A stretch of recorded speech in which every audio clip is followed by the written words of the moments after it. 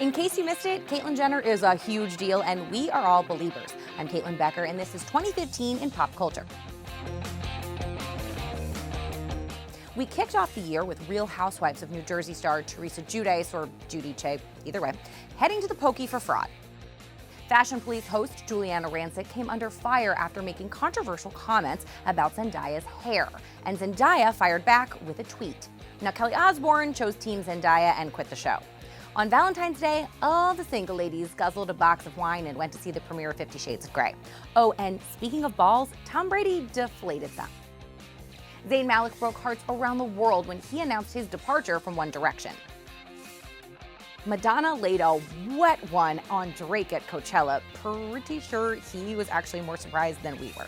Taylor Swift's Bad Blood music video premiered and broke a ton of YouTube records. More importantly, it debuted Swift's Squad, which started the #SquadGoals movement. Now, Josh Duggar went from fame to shame after news broke that he has a history of molesting young women, including some of his sisters. TLC suspended 19 kids and counting. We shared a Coke and said goodbye to Don Draper, and David Letterman signed off after 33 years hosting late-night television. The people who watch this show, there's nothing I can do to ever repay you. The world met Caitlyn Jenner for the very first time on the cover of Vanity Fair, and as a fellow Caitlyn, welcome to the club.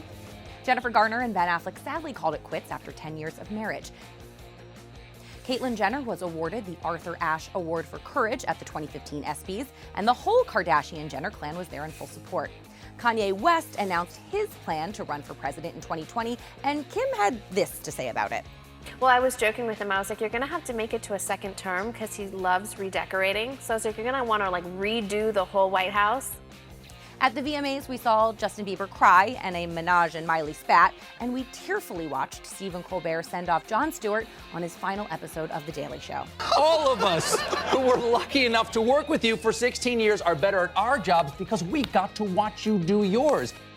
Jon Hamm finally took home an Emmy for his role on Mad Men. Selena Gomez revealed she has lupus.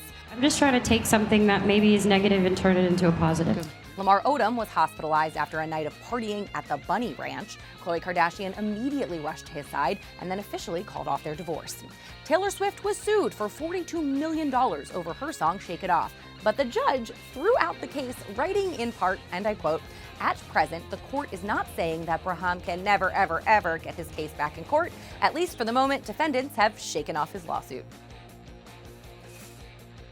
The final installment of The Hunger Games hit theaters, and we said a sad bye-bye to Prim. Drake is really upset that we don't call him on his cell phone anymore. Charlie Sheen revealed that he is HIV positive. Newly single voice coaches Blake Shelton and Gwen Stefani paired up. All Justin Bieber had to do was say sorry, and we all converted to believers. Adele released her album 25 and broke a zillion records. Kim and Kanye bore a saint. And Taylor Swift wrapped up her 1989 tour with a whole lot of famous friends. 2016 Squad Goals.